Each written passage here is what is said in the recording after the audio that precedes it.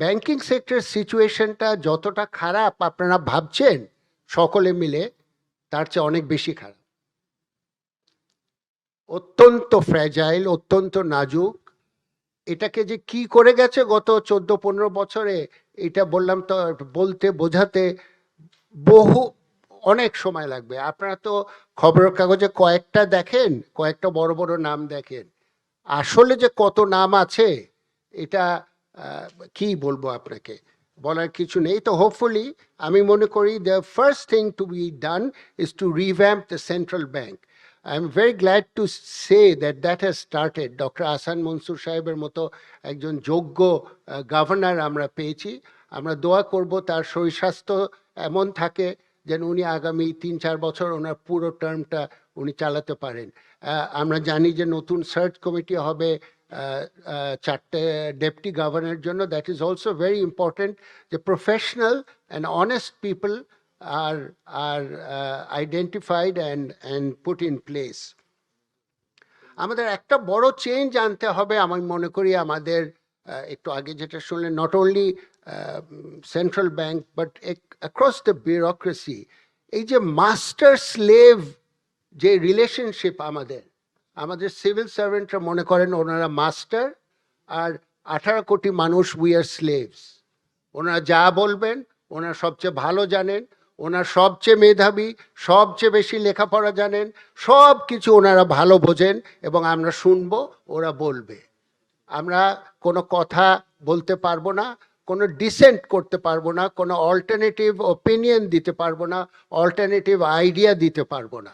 এই মেন্টালিটি থেকে চেঞ্জ হতে হবে আমাদের first, and that is for the whole government itself. We are not your slaves. You are civil servants, you are working for us. We pay tax, that tax pays your salary. এই চেঞ্জটা আনতে হবে। এই যে আমি কথা বলতে পারবো না, আমাকে বলবে আপনি সই করেন, যা বললাম তাই, আমি ভালো বুঝি, আমরা জানি কি করতে হবে। এই মেন্টালিটি থেকে চেঞ্জ করতে হবে। So revamp the central bank, bring in a culture of cooperation and collaboration with civil society, with their stakeholders, for example, private sector, with the banking sector. কথা বলেন, আপনি কি রেগুলেশন তৈরি করবেন, সেই রেগুলেশন বিদেশে গিয়ে দেখেন, আগে সিনিয়র প্রাইভেট সেক্টর ব্যাংকারদেরকে ডেকে আলাপ আলোচনা করে then those regulations are rolled out. খুশি মতো রেগুলেশন তৈরি হয় না। বাংলাদেশে এক একটা বছরে 1000 খানেকের বেশি রেগুলেশন বের হয় ব্যাংকিং সেক্টরে। এটা পৃথিবীর কোথাও দেখবেন না।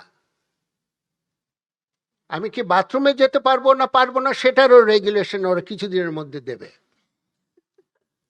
কখন উঠবো বসবো, কোথায় যাব না যাব, বিদেশে গেলে কার সাথে যাচ্ছি, আমি কি আমার স্ত্রীর সাথে যাচ্ছি না গার্লফ্রেন্ডের সাথে যাচ্ছি, আমার সাথে কে যাবে, কোথায় থাকবো, কত ডলার নিচ্ছি, কোন অ্যাকাউন্ট থেকে।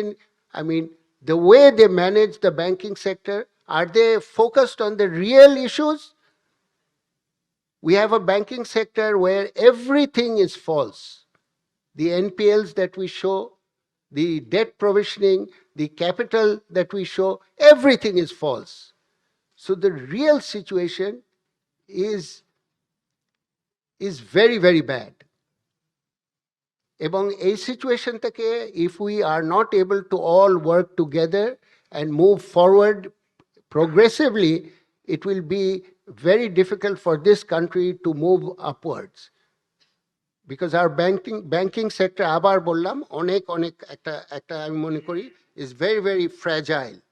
আমি মনে করি also quickly the implementation of international standards must be done very, very quickly.